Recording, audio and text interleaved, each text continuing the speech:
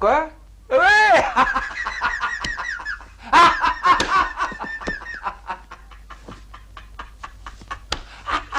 Ah, Jerry, je l'aime, ce mec. Il peut pas faire une phrase sans un bon mot. Ah, je l'aime, il est merveilleux, t'es merveilleux, t'es merveilleux. Ah, je te jure, je sais pas ce que je ferais sans toi. Vous savez ce que je fais quand je suis en colère? Je défonce un oreiller. Allez-y, défoncez-en un, vous verrez bien.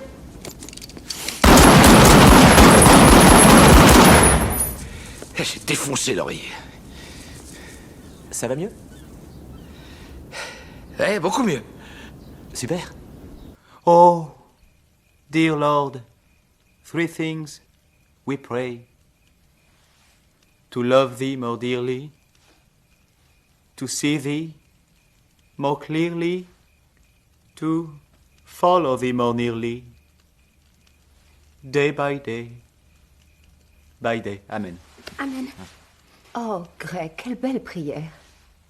Merci, Greg. C'était aussi très intéressant. Élevé dans le quartier de Greenwich Village à New York en 1943, Robert De Niro est le fils d'un couple de peintres renommés. Il décroche son premier rôle au théâtre dans une adaptation du Magicien d'Oz à l'âge de 10 ans. Il apprend son futur métier en suivant les enseignements des professeurs Lee Strasberg et Stella Adler. Robert De Niro intériorise la méthode de l'actor studio. En 1963, il obtient son premier rôle sous la direction de Brian De Palma dans The Wedding Party. Le film ne sortira aux États-Unis qu'en 1969. Durant la deuxième partie des années 60, Robert De Niro sera surtout employé comme figurant.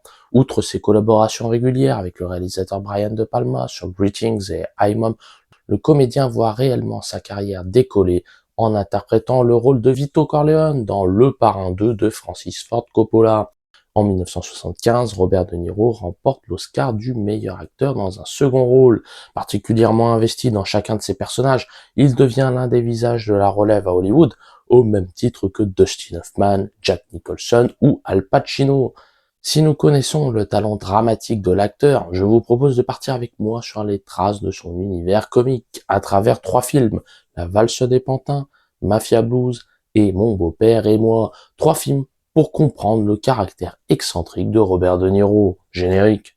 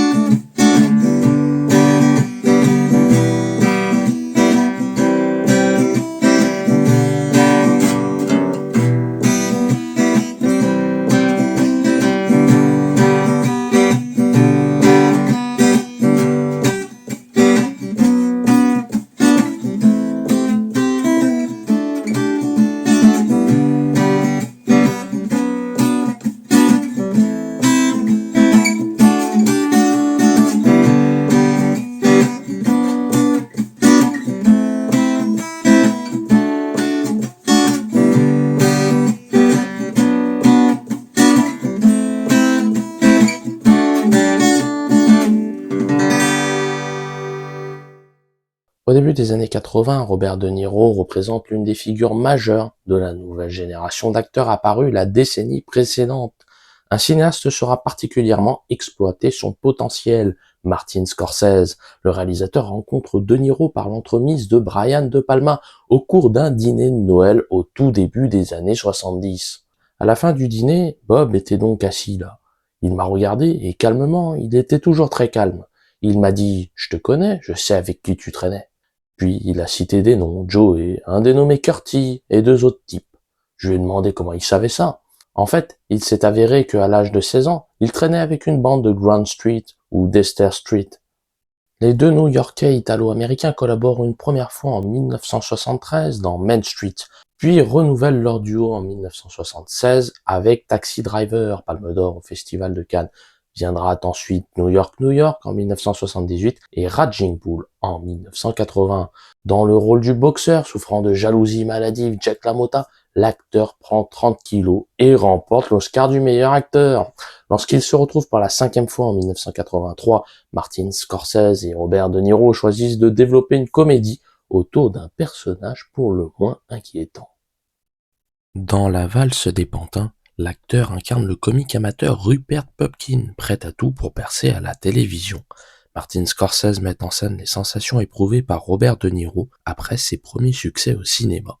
À l'image du renommé présentateur de télévision Jerry Langford, interprété par Jerry Lewis, le comédien a connu les bouleversements provoqués par la célébrité. C'est exactement ce qu'il avait vécu après Main Street, et à la suite du Parrain 2 surtout. L'adulation des foules, les inconnus qui vous aiment, qui ressentent le besoin d'être avec vous et de vous parler. La valse des pantins relate l'itinéraire d'un fan obnubilé par la réussite médiatique de son modèle, Jerry Langford. Pour Rupert, apparaître à l'écran, c'est sortir de l'anonymat. À la sortie du studio, le comique inconnu attend de rencontrer la star de l'émission. Face à une demoiselle hystérique pénétrant à l'intérieur de sa voiture, Jerry quitte son siège et tombe sur Rupert. Une première mise en relation pour le moins équivoque. En compagnie de son idole, Rupert se précipite à son tour dans le véhicule.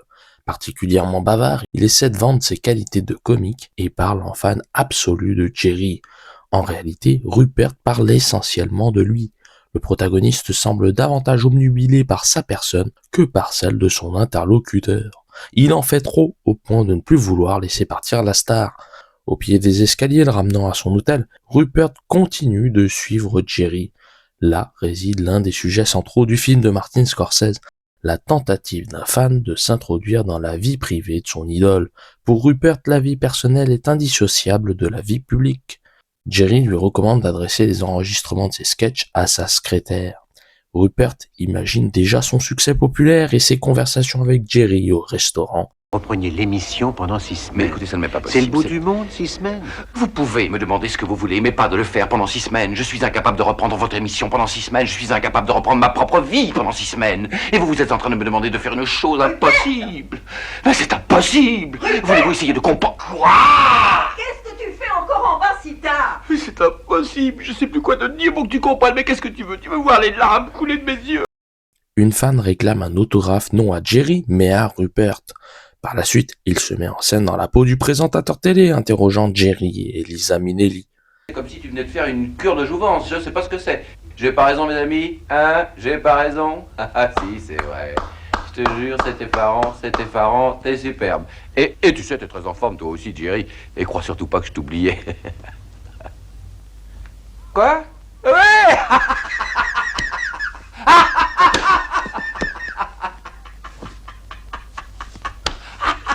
Ah, Jerry, je l'aime, ce mec. Il peut pas faire une phrase sans un bon mot. Ah, je l'aime, il est merveilleux, t'es merveilleux. Ah, je te jure, je sais pas ce que je ferais sans toi. Le film ne cesse de basculer de la dure réalité au pur fantasme mégalomane. Il entend Jerry lui déclarer sa totale admiration pour son travail. Chaque homme est un génie. Il y a quelque chose que je peux te dire, Rupert, c'est que ce sera plus d'une fois dans ta vie à toi. Ce sera beaucoup de fois, parce que c'est super. Ce que je viens d'entendre, je te le dis, super.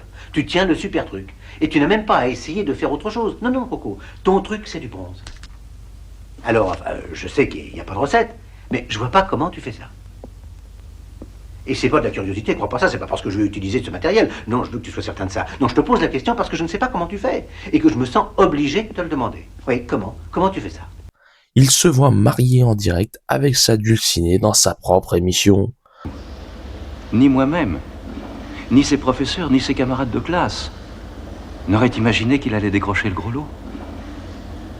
Plongé dans le monde des stars, Rupert collectionne les autographes des vedettes hollywoodiennes. Il appose lui-même sa propre signature. Rupert Pupkin. Rupert Pupkin. T'es bien nul, hein? Tiens, je t'en fais cadeau. Totalement hors sol, il se dit le nouveau roi des comiques avant même de se faire connaître. Il pense télévision et gloire personnelle. Prêt à tout, il se rend à de multiples reprises dans les bureaux de Jerry, le harcèle au téléphone, l'attend dans les locaux malgré l'absence de rendez-vous. Rupert se heurte au refus, le ramenant brusquement à la réalité. Il ne cesse de raconter ses relations privilégiées avec le présentateur alors qu'il ne le connaît pas intimement. Dans sa pièce d'enregistrement, il est à nouveau interrompu par sa mère. Maman! Ne crie pas et baisse le son. Les gens... Mais je baisserai pas le son, j'ai un travail qu'il faut que je fasse maintenant! Amuse-toi si tu veux, mais pas si fort. Devant une photo de public recouvrant tout un mur, Rupert répète son sketch et imagine les rires de la foule. La mise en scène de Martin Scorsese souligne l'enfermement psychologique d'un homme réfugié dans le déni. S'invitant dans la maison de vacances de son idole, il se prend pour le propriétaire des lieux et propose un verre au véritable propriétaire. Le malentendu s'installe. Rupert ne comprend pas le rejet. Il radicalise ses méthodes en décidant de kidnapper la star. Puisque la réalité ne correspond pas au fantasme, l'inconnu devient criminel pour donner vie à son rêve. Scotchant Jerry sur une chaise, Rupert négocie en position de force son passage dans l'émission. Arrivant sur le plateau, en se faisant surnommer le roi, il joue son sketch devant des dizaines de millions de téléspectateurs américains. Certains d'entre vous doivent probablement se demander pourquoi Jerry n'est pas avec nous ce soir. Eh ben, je vais vous le dire, il est ficelé chez une copine, et c'est moi qui l'ai ficelé. Non, mais... Je sais que vous croyez que je plaisante, mais vous devez me croire, c'est le seul moyen que j'ai trouvé pour entrer dans le show business. Il a fallu que j'enlève Jerry Langford. Et pendant que je vous parle, Jerry est ficelé comme un saucisson quelque part au milieu de la ville. Eh bien... Afin de prendre toute la lumière, le personnage principal renonce à toute morale. Interprétant l'un des premiers rôles comiques de sa carrière, Robert De Niro dévoile ses talents en matière de mimique et adopte une gestuelle volontairement exagérée. L'acteur maîtrise l'humour et la gravité avec un savant dosage. Tout au long du récit, nous nous interrogeons sur la part de sérieux et la dimension grotesque de son protagoniste. Robert De Niro parvient à donner de la crédibilité à ce personnage exubérant et théâtral. Dans la seconde partie des années 80, Robert De Niro alterne entre des rôles dramatiques, nous pensons à Il était une fois en Amérique de Sergio Leone ou Mission de Roland Joffé, et des rôles étranges et fantasques. Un ingénieur chauffagiste terroriste dans Brésil ou le diable lui-même dans Angel Heart. En 1988, Robert De Niro est nommé au Golden Globe du meilleur acteur dans une comédie pour Midnight Run. La décennie suivante, il incarne le gangster Jimmy Conway dans Les Affranchis et le propriétaire d'un casino de Las Vegas financé par des mafieux dans Casino. Par ailleurs, il interprète un ancien détenu dans Jackie Brown de Quentin Tarantino. En 1999, le réalisateur Harold Ramis, auteur d'Un jour sans fin, décide de tourner en dérision la figure du gangster collant la peau de De Niro dans Mafia Blues, l'occasion pour le comédien de jouer avec son image. Dans Mafia Blues, Robert De Niro incarne le rôle du gangster Paul Vitti. Dépressif, sa détresse nourrit la dimension comique du long métrage. Dès le générique d'ouverture, la mise en scène s'inspire du cinéma de Martin Scorsese. Utilisation de la musique de Louis Prima, voix-over racontant la jeunesse du personnage. Sa première apparition à l'écran rappelle le plan dévoilant le visage de Sam Rothstein dans Casino. Dans les deux cas, un mouvement circulaire part de la nuque du personnage pour se conclure sur sa figure. D'emblée, Paul Vitti semble prendre ses affaires au sérieux. Autour d'une table de restaurant, il discute avec l'un de ses partenaires. Une image non sans évoquer un repas en compagnie de Michael Corleone dans Le Parrain de Francis Ford Coppola. Au moment de quitter le lieu, son mentor meurt assassiné par balle. Le choc psychologique, Paul Vitti ne se remet pas de l'événement. Face à un individu capturé, il refuse de le frapper à coups de barre de fer. En temps normal, il aurait pu l'achever. Pourtant, il se trouve dans l'incapacité d'agir. En raison d'une inattendue crise de panique, Vitti ne parvient plus à donner des directives à ses œuvres de main. À l'hôpital, il ne l'entend pas de cette oreille. Bon, d'après vos examens, je dirais que vous avez eu une crise d'angoisse. Une quoi? Une crise d'angoisse, de panique, c'est rien, je vous mets sous Xanax. Une crise d'angoisse? Vous foutez de moi? Non, j'en vois toutes les semaines. Eh, vous m'avez bien regardé? J'ai la gueule d'un type qui panique? Mais... J'ai la gueule d'un type qui panique? Mais c'est humain, il y a pas de quoi avoir honte. Tes études, toi, espèce de blaireau. C'est une putain de crise cardiaque. Non, d'après votre électrocardiogramme... Je vais voir s'il est là. Le mafieux désorienté émotionnellement demande à rencontrer un psychiatre, officiellement pour son meilleur ami, officieusement pour lui-même. Lorsque le thérapeute Ben Sobol, interprété par Billy Crystal, reçoit le mafioso dans son cabinet, il reste figé sur place. Habillé en élégant costard-cravate, Vitti s'affiche d'emblée comme le patron de la relation. Au cours de la séance d'analyse du protagoniste, Robert De Niro déconstruit sa propre image de mafieux autoritaire pour laisser l'être fragile s'exprimer. Cet ami, disons c'est vraiment quelqu'un de très puissant. Il n'y a jamais un problème dans aucune affaire. Et voilà tout à coup sur le point de s'écrouler. Voilà qui pleure sans raison, voilà qui dort plus. Il sort plus avec ses amis parce que d'un seul coup, ça le rend nerveux. Il se met à transpirer. Et il voudrait bien plus les voir, ses amis. Mais ces gars-là, ils connaissent toute sa vie. Alors il y a ce genre de crise cardiaque. Là, j'ai comme... Il peut plus respirer. Il a des vertiges. Et dans la poitrine, des douleurs. Il se dit qu'il est en train de crever. Panique soudaine.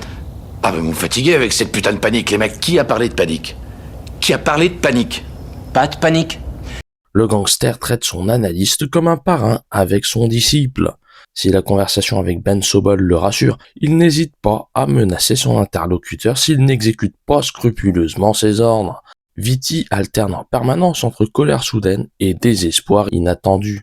À l'instar de son rôle dans La valse des pantins, l'acteur prouve sa capacité à basculer d'une émotion à une autre avec une facilité déconcertante. J'aime mieux mon ami. Voilà, ça y est, vous êtes content, hein? Voilà ce qui m'arrive quand je m'énerve. Je suis un homme mort. Et vous osez vous appeler docteur, c'est lamentable, ignoble. Jamais un vrai docteur ne tournerait le dos à une personne qui souffre. Vous ne guéririez pas la schizo d'une amibe, enfoiré fumier. Oh, sainte mère de Dieu, donne-moi la force de survivre. Parce que cet enfoiré fumier m'aidera pas. Je chiale tout le temps, toutes les 5 minutes, je sais même pas pourquoi. Comme le comique Rupert Pupkin, s'ingérant dans la vie du présentateur Jerry Langford dans La valse des pantins, le gangster Paul Vitti s'introduit dans le quotidien de son psychanalyste. Alors que Ben Sobol s'apprête à se marier, un tueur tombe du haut d'un immeuble. Oui, Vitti marque sa présence pour le moins explosive dans le cercle familial. L'humour de Paul Vitti réside dans son instabilité émotionnelle. Le mafieux adopte un comportement caricaturant la virilité propre à son milieu, tout en laissant affleurer une sensibilité disproportionnée. Il ne supporte pas que quelqu'un lui dise qu'il a des problèmes, tout en affirmant lui-même qu'il a des problèmes. Sur les conseils de Ben, le patient se confie avec toutes ses tripes, si l'on peut dire. Je m'efforçais de te parler de mes sentiments et de ma colère, et cette colère est un blocage inconscient. Un blocage inconscient, et j'ai vraiment hâte de te voir dans une semaine à cette sauterie, et je tâcherai de débloquer ce truc inconscient, et là, j'espère que envoie-moi encore un de tes mecs, espèce d'enflure, et putain, je te coupe tes putains de couilles, et je te les fourre au fond de ton putain de cul. Je t'offre une putain de pierre tombale. Putain, je t'enfonce des pics à glace dans les yeux, je les arrache de leurs orbites, et je les envoie à ta putain de famille qui se tapera au dessert. Est-ce que t'as compris? Paul. Quoi? Va te faire foutre. Espèce d'enfoiré! Pour se soulager définitivement, le gangster défonce un oreiller à sa manière. Mafia Blues distingue deux Paul Vitti, celui brutal en compagnie des membres de la mafia, l'image publique, et celui dévoilant ses doutes, l'image privée. Au cours d'une confession sur le passé de son père, le protagoniste se met à nu. Le comédien livre une interprétation juste. La mise en scène d'Harold Ramis véhicule l'effet comique en montrant dans un plan séparé les partenaires se lassant des jérémiades de leur patron. De Niro rejoue la scène de tentative d'assassinat de Vito Corleone dans Le Parrain. Dans la peau de Fredo, le fragile frère de Michael Corleone, il fait écho à sa propre filmographie. Lui, le Vito Corleone du Parrain 2, s'adresse un discret clin d'œil. Mafia Blues se révèle en somme un film hommage à sa star. D'un budget de 30 millions de dollars, Mafia Blues en rapporte plus de 100 millions au box-office mondial. Fort de ce succès populaire, Robert De Niro tourne un an plus tard dans Mon beau-père et moi de Jay Roach. L'acteur approche de la soixantaine et développe encore davantage ses rôles comiques. Pour son interprétation du beau-père Jack Burns, le comédien sera à nouveau nommé au Golden Globe du meilleur acteur dans une comédie. Dans Mon beau-père et moi, Robert De Niro interprète le rôle d'un beau-père pour le moins intransigeant avec son gendre. Ancien agent de la CIA, il enquête sur chaque homme pénétrant pour la première fois dans son logis. Autrement dit, le prétendant doit réussir avec succès chaque épreuve pour gagner la main de sa fille. Découvrant la maison de ses beaux-parents, le soignant Gaylord Fernicke, interprété par Ben Stiller, ne se doute pas de l'accueil du maître des lieux. Il est déjà observé depuis une fenêtre avant même d'entrer dans le foyer. Le comportement du gendre sera scruté et analysé. Lorsque la fille de Jack arrive sur le pas de la porte, le papa poule se montre complice à l'excès avec elle. Les bisous ne s'arrêtent plus, les jeux de main non plus. Lorsque Gaylord se présente à son tour, Jack juge déjà la couleur de sa voiture. La sentence tombe. Oh, la couleur, non, c'est le gars au comptoir. Pourquoi? On dit que ce sont les génies qui préfèrent le vert. Mais vous l'avez pas choisi. Jack. Avant de rentrer à l'intérieur de la maison, Jack jette un dernier coup d'œil aux environs. Non, il n'a pas été suivi. L'interprétation de Robert De Niro repose en partie sur son art de marquer un profond scepticisme sans même dire un mot. Oh, dites-nous, Greg, vous avez un nom à consonance très inhabituelle. Par curiosité, comment le prononcez-vous? Oh, comme ça s'appelle. F-U-R-N-I-K-E-R. Ah, Furniquet. Furniqué. Jack s'extasie sur son chat à la guigne et le traite comme sa fille. Il le câline et ne le quitte plus des yeux. Il disserte sur l'éducation de la guigne et les techniques de survie en milieu hostile. Décidément, l'animal de compagnie suit la formation draconienne promulguée par son maître. Quand Greg affirme préférer les chiens, le visage de Jack se ferme. L'humour de De Niro passe par sa réaction faciale. Le personnage se vexe facilement si les choses ne vont pas dans son sens. Face à un gendre essayant de faire bonne impression, Jack reste silencieux. Expliquant n'avoir confiance en personne en dehors de sa famille, il place des caméras de surveillance dans une peluche pour garder l'œil sur les intrus. Greg ose interroger son futur beau-père sur son rapport à la vie privée. Là réside une nouvelle fois le sujet central de l'œuvre, la violation de la vie privée. Au téléphone, il s'entretient avec l'un de ses agents. En compagnie de Greg dans la voiture, le malentendu persiste. Jack dresse un parallèle entre l'attitude de son gendre et celle du chien demandant à être assuré. Lui préfère aisément celle du chat, ne donnant pas sa confiance à n'importe qui. Les deux hommes ne partagent aucune référence commune. Le dialogue le plus anodin s'avère impossible.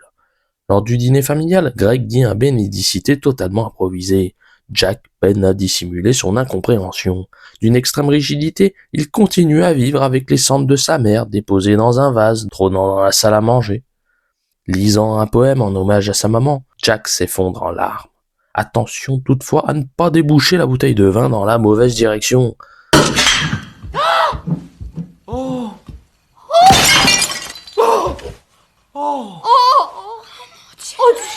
La guigne, non. Oh. La guigne, non. D'une possessivité extrême, il vante les mérites de l'ex-petite amie de sa fille pour discréditer son futur gendre. Il devient cordial avec son ex-beau-fils au moment où celui-ci n'appartient plus à sa progéniture. Auprès de Greg, Jack pose les bases. On ne touche pas à sa fille sous son toit. Je suis un homme réaliste, je sais qu'on est au XXIe siècle et que vous avez probablement eu des relations préconjugales avec ma fille. Mais sous mon toit, c'est à ma manière ou c'est le Long Island Express direct. Est-ce que c'est compris? Oh, bien sûr, oui. Bon, on garde son serpent dans sa cage jusqu'à la fin du week-end. Le papa donne des directives à respecter scrupuleusement.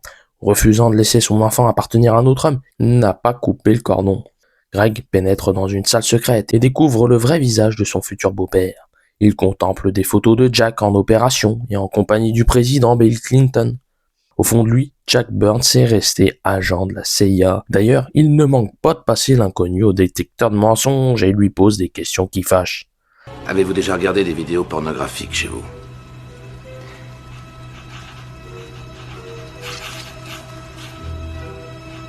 Non. Je sais pas, oui, non, peut-être. Oui ou non?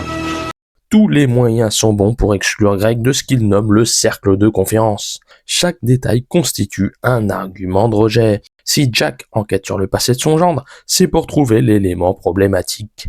Dès que le moindre élément imprévu survient, la faute retombe systématiquement sur lui. Vous avez voulu traire mon chat, espèce de sale fils de pute! Arrête, papa, qu'est-ce qu'il t'a fait? Jack contrôle tout, le parfait timing pour quitter la maison en famille, le repas, les deux doigts braqués sur son gendre, il opère un geste digne de Big Brother. Il dit à sa manière que Greg ne passera pas à travers les mailles du filet. Tout au long du film, Robert De Niro fait rire tout en conservant une attitude au premier degré. L'effet comique réside dans son sérieux face à toute situation vécue. Dans le rôle de Jack Burns, il n'agit pas seulement en père de sa fille, mais en rival de son gendre. Les deux hommes se coursent en voiture. Jack présente deux visages, l'image publique du bon père soucieux de sa famille, l'image personnelle de l'espion s'ingérant dans la vie privée de son gendre pour mieux l'évincer. D'un budget de plus de 50 millions de dollars, Mon beau-père et moi en rapporte plus de 300 millions au box-office mondial. Ce succès permet la réalisation de 3 autres suites. Mon beau-père, mes parents et moi en 2004, Mon beau-père et nous en 2010, et Mon beau-père, ma belle-fille et moi en 2026. Par ailleurs, Robert De Niro approfondit à partir des années 2000 ses rôles comiques. Nous pouvons citer Showtime en 2002, Mafia Blues 2 la même année, Un grand mariage en 2013, Malavita la même année ou encore Dirty Papi en 2016. Parmi les 3 films que nous avons analysés dans le cadre de cette vidéo, nous pouvons distinguer un point commun entre les 3 personnages interprétés par Robert De Niro. Il s'ingère dans la vie privée des autres. Rupert Pupkin connaît tout de la vie de son idole Sherry Langford et va jusqu'à le kidnapper dans la valse des pantins. Le gangster Paul Vitti s'introduit dans la vie de couple du psychanalyste Ben Sobol dans Mafia Blues. Le beau-père Jack Burns enquête sur le passé de son gendre, Gaylord Ferniquet, pour mieux l'évincer de la famille dans Mon beau-père et moi. L'humour des protagonistes réside dans l'absence de dissociation entre vie privée et vie publique. Ils refusent de porter un masque social pour se présenter tels qu'ils sont auprès des autres. Ils restent eux-mêmes. Peut-être est-ce une leçon que nous pouvons tirer des personnages fantasques interprétés par Robert De Niro. Pour construire une véritable relation avec autrui, il faut rester soi-même sans chercher à jouer un rôle. Nous ne pouvons pas plaire à tout le monde. Toutefois, apparaître dans sa vérité nue ne peut que renforcer l'estime de soi, mais aussi l'estime envers l'autre. Si vous avez aimé cette vidéo, n'hésitez pas à liker, à commenter, à partager et à vous abonner à la chaîne. Et moi, je vous dis à très bientôt pour une prochaine vidéo.